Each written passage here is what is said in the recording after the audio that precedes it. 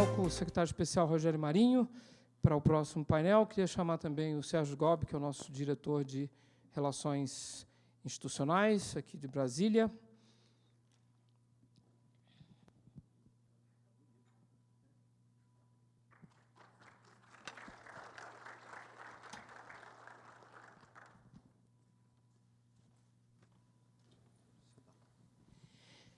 Como eu disse ontem, a Brascom, esse ano, inovou, o Conselho de Administração da Brascom inovou, concordando e estimulando a associação a se pronunciar sobre pautas que vão além do setor, pautas macroeconômicas. E, evidentemente, como não podia deixar de ser, a primeira pauta que nós aprovamos internamente foi a pauta da reforma da Previdência. E, na sequência, estamos defendendo a reforma tributária.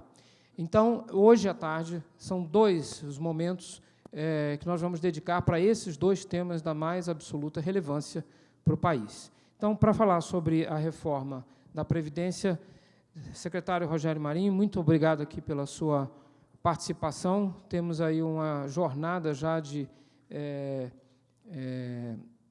parceria em prol de reformas estruturantes para esse país. Estamos aqui ao seu dispor, ávidos para ouvir as suas considerações e conte com a Brascom nessa jornada.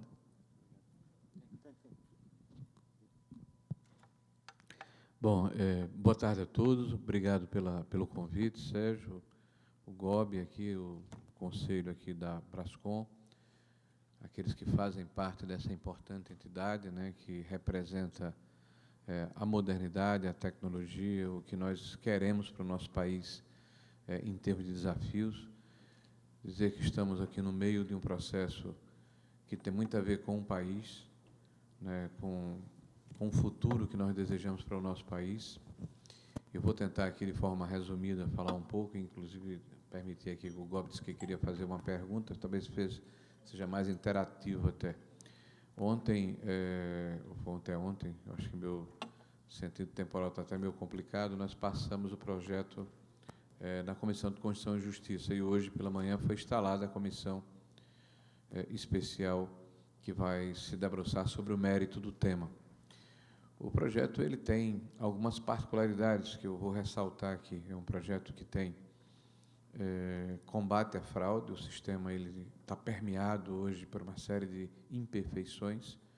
Para vocês terem uma ideia, nós imaginamos que, ao longo desse primeiro ano, com o MP 871, que é um projeto que corre de forma paralela, nós teremos condições de ter uma economia de mais de 10 bilhões de reais, isso se multiplicará ao longo dos próximos anos de forma geométrica.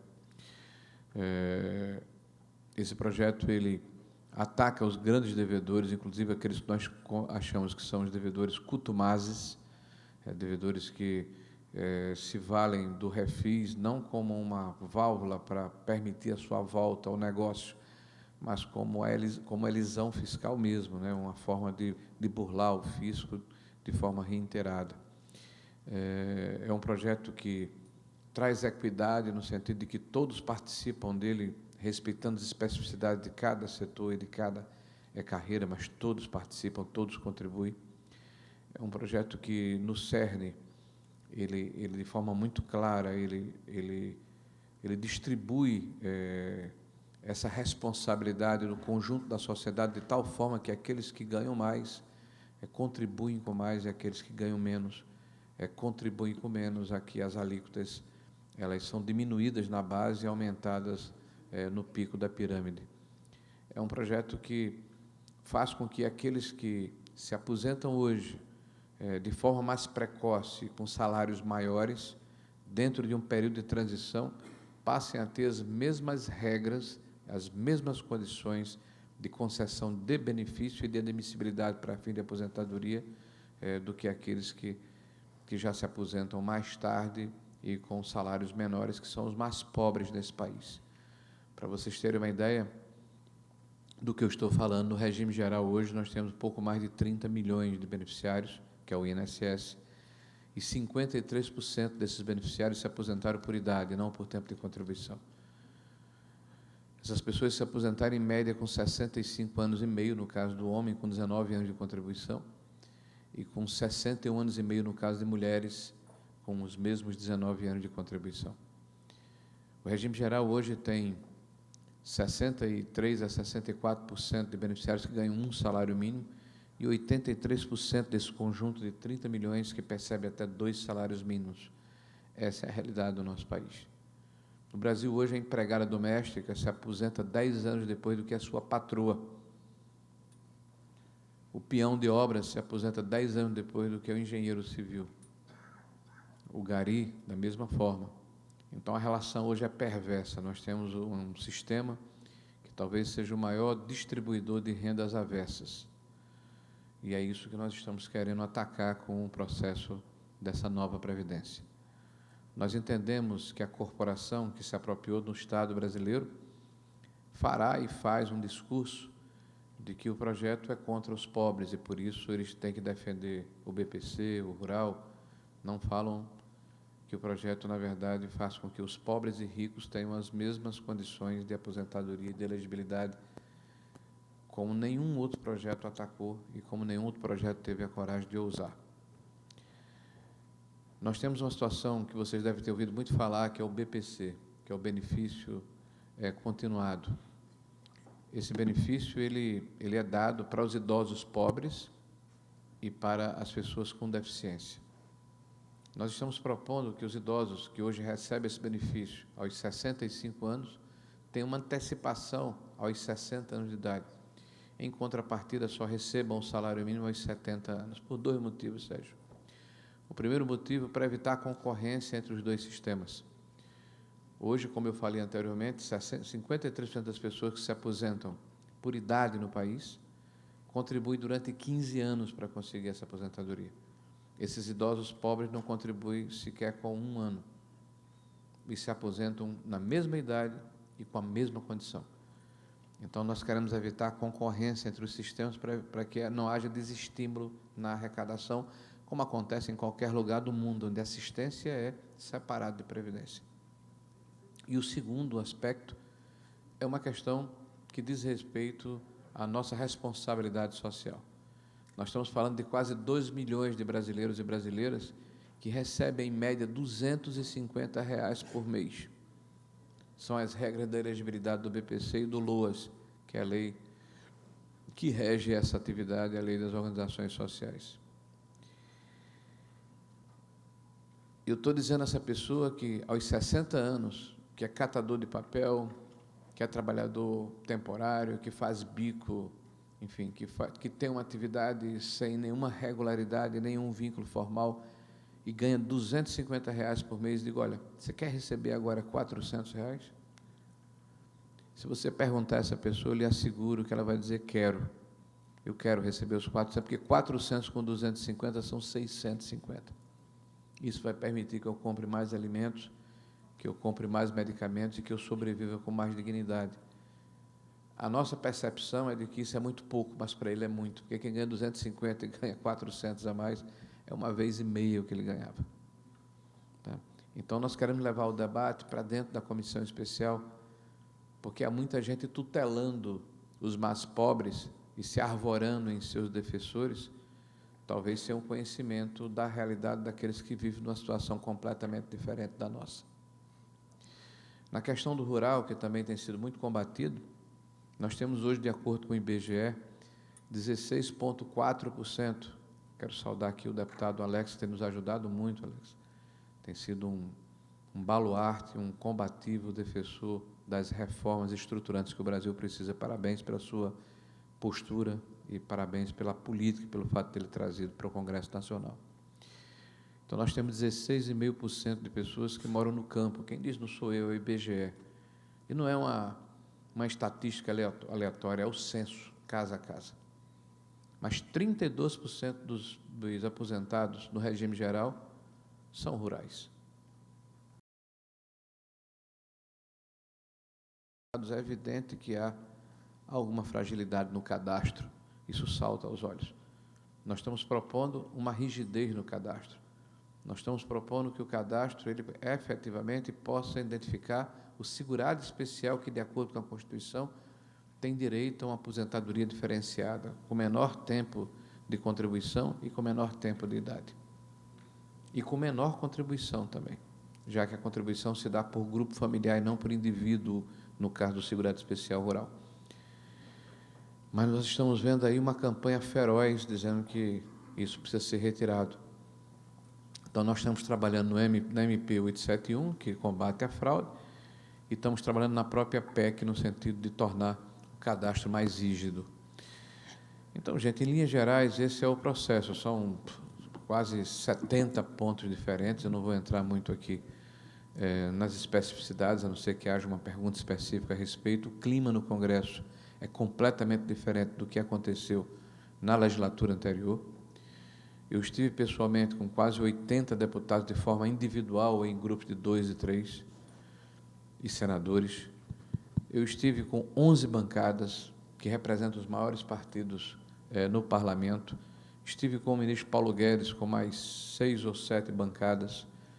Então, devo ter conversado a respeito do tema com mais de 300 parlamentares. E o que eu tenho visto, eu coloquei até como uma figura de linguagem, é que na legislatura anterior as pessoas diziam o seguinte: olha, esse projeto ele tem uma vírgula, ela está tão mal colocada que contaminou o projeto, então me impede de votar no projeto. Poxa, mas eu tiro a vírgula. Não, mas o projeto já está completamente tomado pelo veneno que foi inoculado por essa vírgula mal colocada. Agora não. Agora as pessoas dizem: olha, tem uma vírgula, se você colocar 2 casas adiante ou um parágrafo subsequente, eu tenho conforto em votar o projeto. Então, o clima é completamente diferente do que era na legislatura anterior. É verdade que há dificuldades políticas, porque nós estamos com um governo novo e um Congresso novo.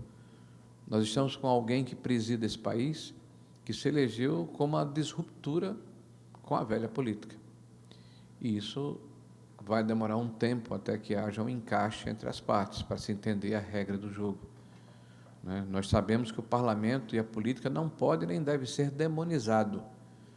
Porque, por exemplo, eu até dei uma entrevista ontem a respeito à Mônica Bergamo, quando ela me perguntava, Alex, e aí eu chamo a sua atenção, se eu achava normal que os deputados fossem ao governo federal pedir recursos para os seus municípios e estados, e colocando isso como se fosse uma coisa complicada. Eu disse: olha, eu fui parlamentar durante 3 legislaturas, e fui cobrado pelos meus eleitores para que eu buscasse no governo federal recursos para a saúde, para a educação, para a infraestrutura, para investimentos importantes no meu estado, porque esse é o papel que se espera do parlamentar.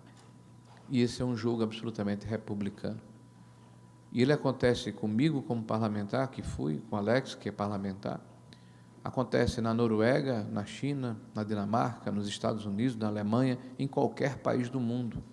Esse é o jogo da política, onde se busca, como representante de uma região, de uma localidade, de uma questão geográfica, tentar atender os seus eleitores. Por isso, inclusive, que em vários países do mundo o voto é até distrital ou distrital misto, pela relação da proximidade da comunidade com o seu representante. Então, eu não vejo nenhum problema nesse processo. Agora, essa situação ela precisa ser clarificada, ficar desmistificada na cabeça das pessoas. Quando você sataniza o processo político, a gente não sabe o que vem em seguida. Aliás, sabe-se. E não é nada bom, gente. Tá? A melhor solução sempre é o diálogo, sempre é o contraditório, sempre é a atividade política de poderes que devem ser equânimes. Poderes que têm que ter equilíbrio entre eles, o judiciário, o executivo e o legislativo. Nenhum pode ser hipossuficiente. Nenhum pode estar acima do outro. Quando há um desequilíbrio, isso desequilibra a própria sociedade brasileira. Então, cabe ao legislativo fiscalizar o executivo, propor legislações e buscar representar com dignidade os seus eleitores e as regiões de onde eles vêm. E cabe ao executivo executar, mediar, formular políticas públicas, executar ações que signifiquem o impacto no conjunto da sociedade. E nós queremos virar essa página. Quando eu falo de celeridade no processo, eu não estou dizendo com isso que não tem que haver transparência. Aliás, hoje, nós fizemos o que nenhum governo nos últimos 20 anos fez. Eu, pessoalmente, testemunhei 3 momentos em que se discutiu a questão previdenciária nesse país. 3 momentos. E nesses 3 momentos, os dados não foram abertos, os microdados não foram oferecidos, o cálculo não foi exposto, a informação foi escamoteada. E nós dissemos há 2 meses atrás, na ocasião em que entregamos o projeto de lei à Câmara Federal, que na hora em que se iniciasse a discussão do mérito, este governo iria apresentar os dados decupados, os dados refinados, para que a discussão, quando ocorrer na comissão especial, possa ter transparência e a sociedade possa acompanhar. Porque cada concessão que for feita, ou cada artigo ou situação que seja modificada tem um impacto fiscal. E esse impacto fiscal significa investimentos em educação, em saúde, em infraestrutura, e a sociedade brasileira precisa tomar conhecimento disso. Então, mais do que ninguém, nós temos o interesse de que a discussão seja transparente, até porque nós temos confiança no que apresentamos e firmeza no que nós estamos propondo ao país.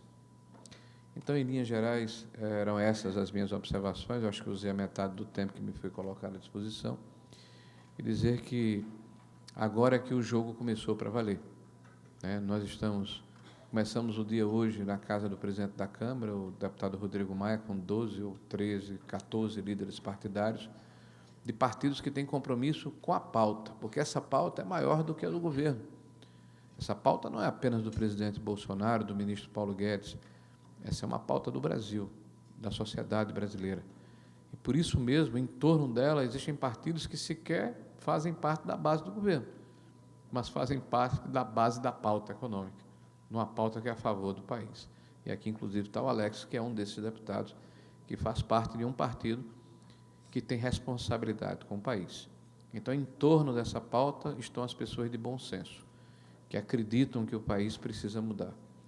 E eu não tenho dúvida que, passado esse momento, aí a gente vai discutir a reforma tributária, a diminuição da carga tributária, a desoneração da folha de pagamento, a modernização da relação de controle e a necessidade da simplificação.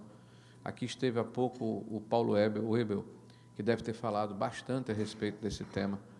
Então, essa é a pauta que a gente quer enfrentar, a descentralização de recursos, retirar os recursos de Brasília e alocar esse recurso nos estados e municípios, abrir o país.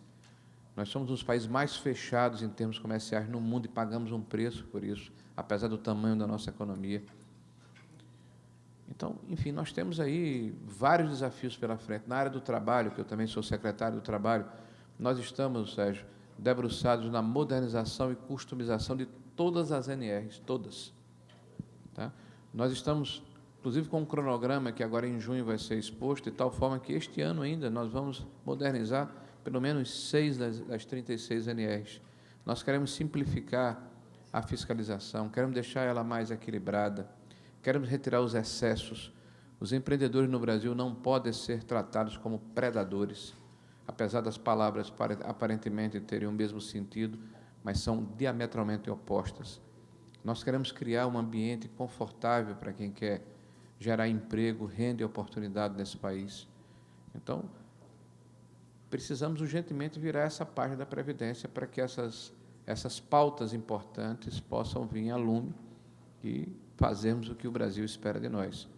Essas mudanças a longo tempo colocadas debaixo do tapete, porque nós temos uma oportunidade ímpar. Nós temos um ministro, que é o Paulo Guedes, que tem uma compreensão muito clara do que é a nossa economia, tem um diagnóstico excepcional, tem projetos arrojados, diferentes, e nós não podemos abrir mão dessa oportunidade de modernizarmos e transformarmos o nosso Brasil. Então, esse é o nosso sentimento. Obrigado, secretário. O senhor falou, e hoje foi um dia importante, ou melhor, a semana foi uma semana importante para essa reforma, quer dizer, com a aprovação na CCJ e hoje com a constituição da comissão mista, ele eleito o presidente e o relator. E, nesse ponto de vista, eu queria lhe fazer uma pergunta, já visto que o senhor foi o que, no passado, fez a reforma trabalhista. né?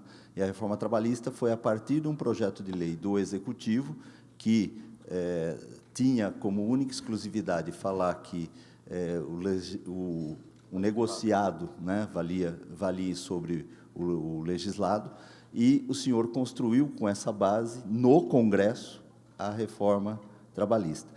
A situação agora é inversa, quer dizer, a Previdência, o Executivo colocou, mas ela já numa forma concreta, né, objetiva, e o Parlamento está propondo mudanças. Como que o senhor vê essas duas situações e quais as comparações entre os dois assuntos, e na sua experiência, e como a tua ação, né, no passado pode colaborar para essa ação agora da reforma da Previdência? Bom, há alguma similaridade, mas são momentos muito distintos, né? Na época, tramitaram conjuntamente uma reforma previdenciária e uma outra trabalhista, e todas as atenções se voltaram para a reforma da Previdência. Eu acho que o próprio mercado, a economia não entendeu o que é que estávamos fazendo na reforma trabalhista. Foi uma surpresa para todo mundo, porque nós recebemos um projeto com 4 itens. O próprio governo, quando nos entregou o projeto, não nos acompanhou, porque todas as atenções estavam voltadas para a questão da Previdência. Isso nos deu a condição de fazermos uma revisão na CLT. Então, nós modificamos mais de 400 itens, né, dos 4 que nos entregaram, né, e o relatório só foi conhecido por ocasião da sua leitura na comissão especial. Então, aquela foi uma oportunidade diferente dessa. Agora, o projeto ele é completamente distinto, é um projeto denso, é um projeto, eu diria assim, que tem uma espinha dorsal, que tem um amadurecimento dentro da sociedade, na discussão do projeto. O relator que foi escolhido hoje é um deputado excepcional, que tem muita qualidade técnica, muita consistência, muita convicção em relação ao tema. É uma pessoa que nós temos muito conforto de estarmos trabalhando junto, que é o deputado Samuel Moreira, né, que foi, inclusive, presidente da Assembleia Legislativa lá do Estado de São Paulo, foi chefe de gabinete do Geraldo Alckmin como governador, foi líder do governo e foi companheiro nosso de bancada durante 4 anos. Então, eu conheço bem, né, e é uma pessoa que nos dá a segurança de que vai defender o tema e vai entender o tamanho do processo. O presidente, que é o deputado Marcelo, que, apesar de ser um deputado de primeiro mandato, nós tivemos a condição de tratarmos com ele do tema em 3 ou 4 negociações, e ele é uma pessoa extremamente lúcida, é uma pessoa que conhece o tema com profundidade, é uma pessoa extremamente preparada e também nos dá muito conforto de que o projeto está em boas mãos, tá? Nós vamos, inclusive, sair daqui agora para conversarmos com o relator e com o presidente, vamos ver a questão do plano de trabalho. Essa é uma ação que não para, né? Nós temos que estar permanentemente debruçados sobre ela.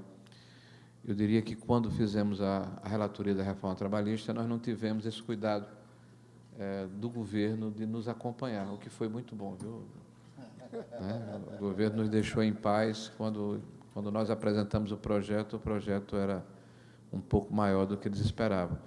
Agora, não, o foco todo está voltado para essa ação. Eu acho que o resultado que aconteceu lá na comissão da CCJ, eu até dizia ontem a alguns integrantes da imprensa que todos erraram, né? Me mostraram, inclusive, uma projeção do mercado em relação tanto ao tamanho da reforma como ao prazo. Todos erraram e vão errar de novo. Foram 48 votos na CCJ. O mais otimista botou 41 dos jornais todos, né? Contra 17 votos, 18 votos. Então, eu não tenho dúvida que isso vai acontecer de novo, tanto na comissão especial como no plenário da Câmara Federal e, subsequentemente, do Senado da República. Porque o que a gente tem visto, e é evidente que quem trabalha no mercado tem que ter essa preocupação, é muito mais a manifestação de líderes, é muito mais assim a posição de deputados que se colocam reclamando da interlocução política, dizendo que estão insatisfeitos com essa relação, e faz parte do processo político. Não tem nenhuma dificuldade em relação a isso. Esse é o jogo como é jogado.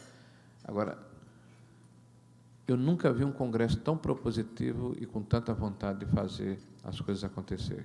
Tá? essa pauta, que é a pauta da Previdência, nós vamos vencer. Nós temos uma pergunta aqui, eu pediria que a equipe técnica também colocasse ali o WhatsApp, na medida do possível, mas já chegou uma pergunta, secretário, e vem do Lucas, o que, de fato, na sua perspectiva, é o regime de capitalização e quais as suas vantagens?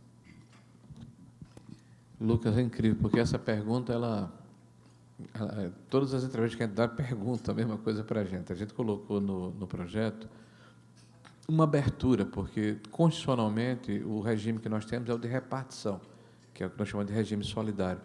Você contribui, não é para você contribui para quem já está aposentado.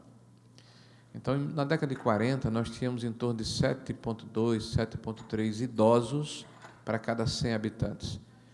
Agora, nós temos em torno de 22 idosos para cada 100 habitantes. Na década de 2060, nós vamos ter 52 idosos para cada 100 habitantes. Nós temos uma bomba demográfica. O sistema de repartição não se sustenta, não se põe em pé. Ele quebrou agora e vai quebrar mais adiante, depois ele estar consertado. Daqui a 20 ou 25 anos, a gente vai ter, se a gente conseguir a integralidade, a gente vai estar debruçado sobre o tema novamente. Então, é evidente que a gente precisa, o Brasil precisa, ter uma válvula de escape. E nós não temos compromisso com o erro.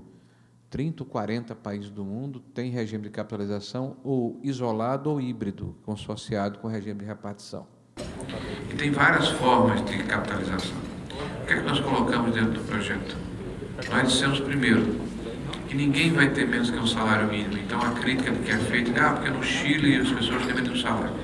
Na PEC já está dizendo que ninguém tem menos de um salário. É mais ou menos o conceito do Friedman, que é a questão da poupança negativa. Se ao final do período laboral o cidadão não conseguiu poupar o suficiente para sobreviver, haverá uma complementação por parte do Estado. Segundo, a questão da contribuição do empregador. Qual é a preocupação do ministro? Desonerar a folha de pagamento. Mas há a previsão na PEC da possibilidade dessa contribuição, mas certamente não será do mesmo tamanho que ela é hoje. Hoje o empreendedor paga 20% da previdência sobre a folha. Então a ideia é que isso caia substancialmente para estimular a empregabilidade. Terceiro, o que eu estou dizendo já está escrito na PEC, tá?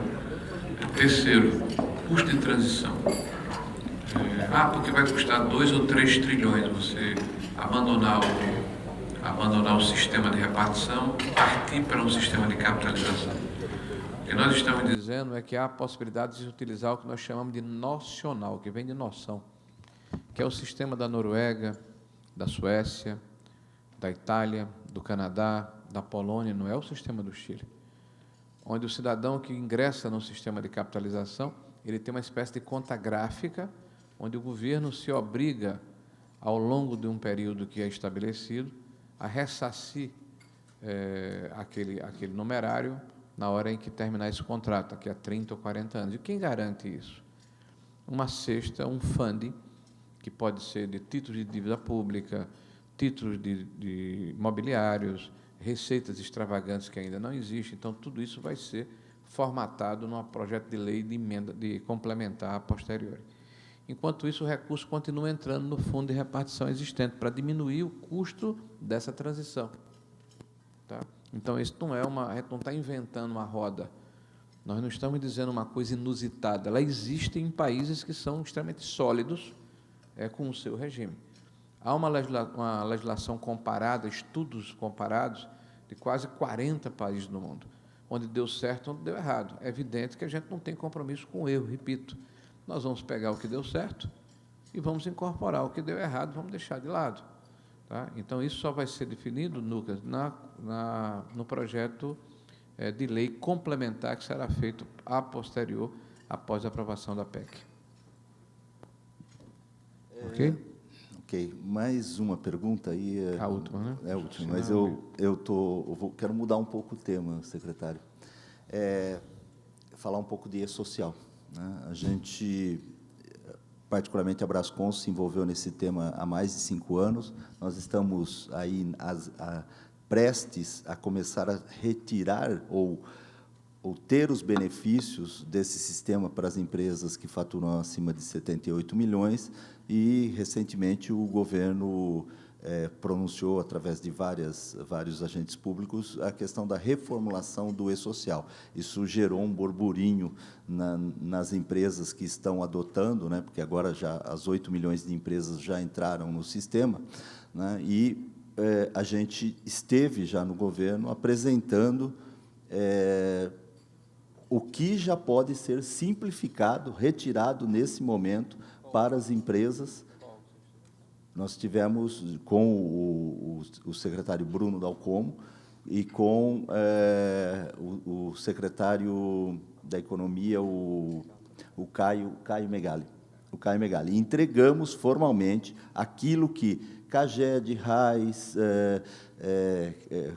carteira de trabalho, enfim, que tudo pode ser retirado, porque já está digitalizado por grupo de empresas acima de 78 milhões, né, imediatamente. E o segundo grupo, no ano que vem, que já está maduro também para entrar. Então, nesse sentido, eu gostei muito da sua fala, porque o e-social pode ser um instrumento de fiscalização, né, através da tecnologia, sem modificar nada do que a gente já faz, porque já entramos. E, nesse sentido, é a colaboração que a Brascom e a sociedade, através da tecnologia, pode dar ao governo na simplificação dos processos para as empresas. Isso está com uma decisão do governo a ser tomada, porque o processo para as empresas acima de 78 milhões, como eu disse, já está completo e é só benefício agora. Bom, o grande perigo, igual por isso que eu lhe perguntando que você esteve, só para lhe provocar, que ele esteve lá com o nosso secretário de Trabalho, né, que é o Bruno Dalcomo, e com o secretário de Economia, que é o Caio Megali. Então, o processo e o perigo para o governo de tratar os desiguais de forma igual gera todo tipo de distorção. Você está falando de empresas de 78 milhões, acima de 78 milhões de faturamento, e o e-social encara o dono da padaria e o dono de uma empresa de tecnologia como a TOTUS igual. Isso não está certo. É evidente que há uma necessidade de se ter um tratamento diferenciado, né? Até porque o maior interessado nisso é justamente a nossa área. 70% dessas informações são ligadas à área do trabalho, né? E tem muito a ver com o que eu falei aqui sobre as NRs, a questão da saúde e da segurança do trabalhador. E, muitas vezes, na hora em que se dá uma informação, você está antecipando o que, eventualmente, seria uma fiscalização in loco, né, por uma autodeclaração da empresa que poderia ser verificada por amostragem. Isso é inteligente. Mas, por outro lado, há uma resistência muito grande de pequenas empresas, porque não tem o aparato, a capacidade, a condição, a tecnologia, a estrutura para conseguir instrumentalizar, preencher aquele cadastro de forma eficaz, de forma adequada. Então, esse é um problema que nós estamos debruçados. Eu entendo que o e-social é um instrumento importante, eu entendo, inclusive, que ele, se pudesse ser implantado na sua plenitude, no conjunto das empresas do país, seria um instrumento fantástico de dados, e esses dados, evidentemente, tratados da forma adequada, é um instrumento poderoso de políticas públicas, de formulação de políticas públicas. Agora, nós precisamos realmente customizar esse processo para tratar os desiguais de forma desigual. Então, é esse o problema em que nós estamos imersos, né? Tentar dar um tratamento de tal forma que aqueles que não têm o mesmo grau de sofisticação, de tecnologia, de condição, de estrutura, possam também ser contemplados por essa situação e o governo não seja prejudicado, nem a sociedade. Tá bom. A gente agradece, secretário, a sua participação. Obrigado. A gente agradece muito, porque essa semana, como eu disse no início, foi uma semana produtiva, está sendo uma semana produtiva, a sua agenda extremamente complicada, e o senhor fez a deferência de estar aqui conosco, esclarecendo, jogando luz a essa reforma estruturante da Previdência e outras, né, como eu disse, o e-social. Muito obrigado. Uma salva de palmas, eu pediria uma salva de palmas para o secretário.